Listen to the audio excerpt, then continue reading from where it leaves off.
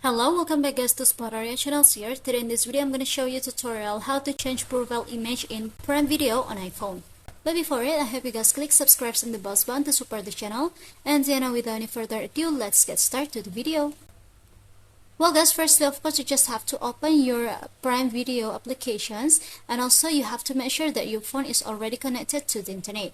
So here, if you want to change your profile picture or image, just go ahead to this My Stuff option, and now tap on this option second, which is your name. And after, tap on this edit profile at the bottom. Now tap on this pencil icon at your profile's name.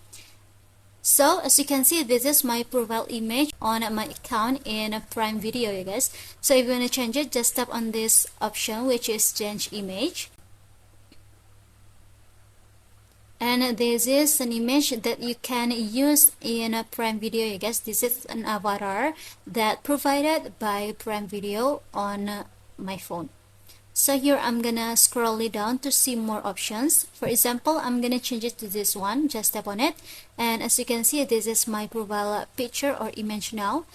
And after, if you want to save it, if you want to use this image or avatar, just tap on this save button at the bottom. Now as you can see on my account, my picture account is already changed, guys.